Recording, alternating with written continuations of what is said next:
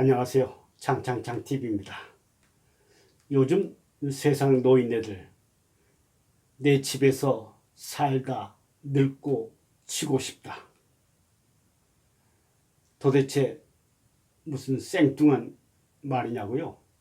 저희 또래들 간에 많이 하는 얘기입니다.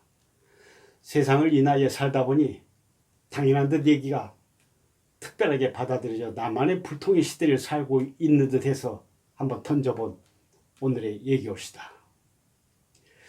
노년의 부부로 살아가면서 마주보며 나누는 가장 어색하면서 씁쓸하고 여운이 남겨진 애잔한 말. 당신이 먼저 저 세상을 가야 하는디 마주보며 이렇게 독백처럼 건네는 얘기를 합니다. 대부분의 건강한 노인들의 보통 생각은 이렇다 할 겁니다.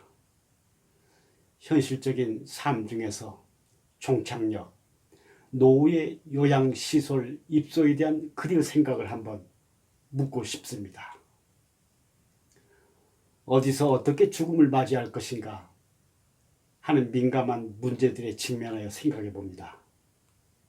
한국인이 가장 많이 사망하는 곳은 대부분이겠죠. 80% 이상 요양병원을 포함한 의료기관이라는 시설의 현실이랍니다. 10중 8구 생의 마지막을 시설이나 병원에서 보내야 한다는 통념에 젖어 있기도 합니다. 그리하여 서둘러 고급진 시니어 타운을 찾아 최고의 문화시설을 누리며 닫힌 세상을 미리 준비하는 앞서가는 노부부들이 있기도 하죠. 통상의 혼자가 된 독거가 아닌 황혼시대의 여유로운 부부도 마지막 세상의 호사를 누리는 그곳에 그들을 부러워하기도 합니다. 물론 선택은 자유이지요. 행복 또한 마찬가지입니다. 지금 세상은 탈시대라고 합니다.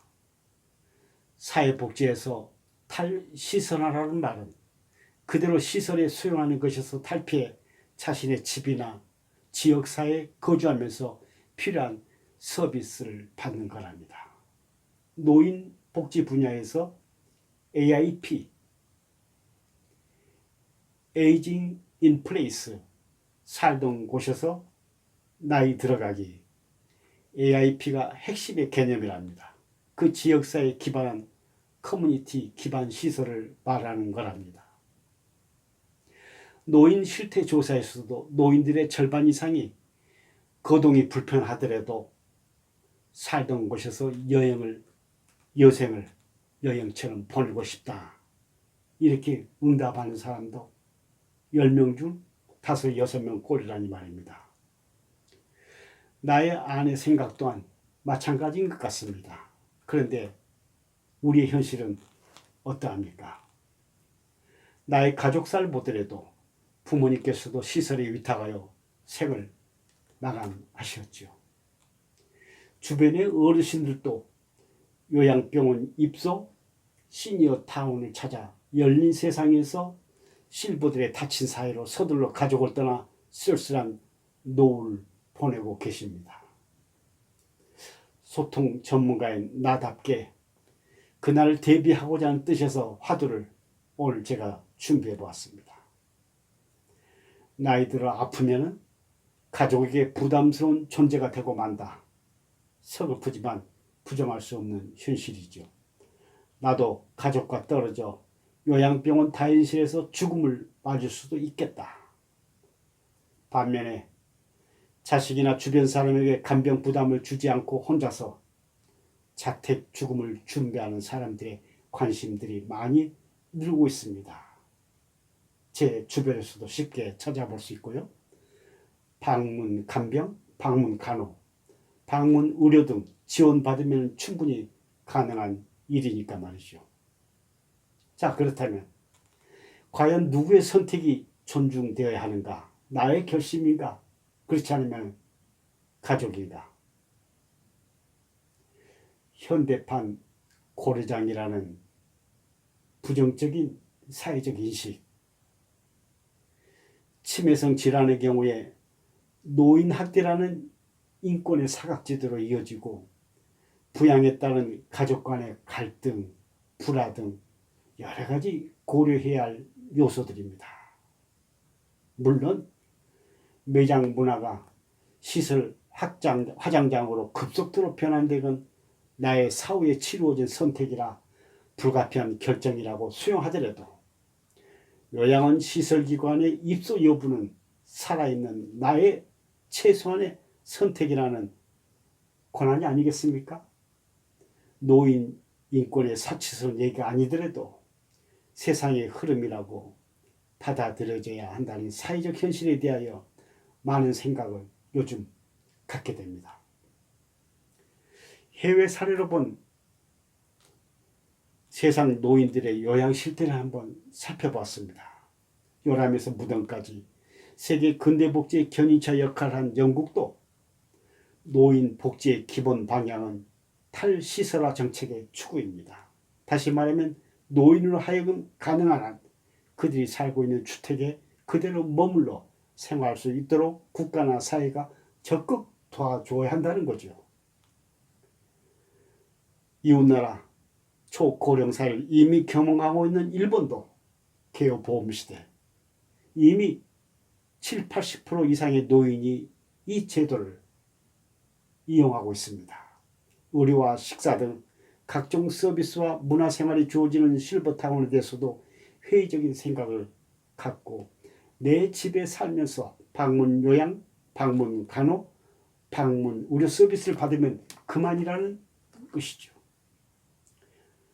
일본의 작가 우에노 지즈코는 집에서 혼자 죽기를 권한다라는 저서를 통하여 독거 노인의 가장 이상적인 죽음이겠죠. 자택에서 홀로 서서히 다가오는 죽음을 맞이하는 것이다. 고독사를 두려워하기보다 살아있을 때 고립되지 않는 것이 더 중요한 삶이 아니겠는가? 이렇게 반문하고 있는 겁니다. 자녀 세대들에게는 이렇게 당부합니다. 부모 임종 시 임종 입회 컴플렉스를 갖지 않아도 될 것이며 작별 인사와 감사의 표현은 부모가 아프기 전에 귀가 들릴 때 들을 수 있는 곳에서 미리 먼저 평소에 살아생전에 말해두는 게 좋은 거다. 이렇게 저자는 강조하고 있습니다.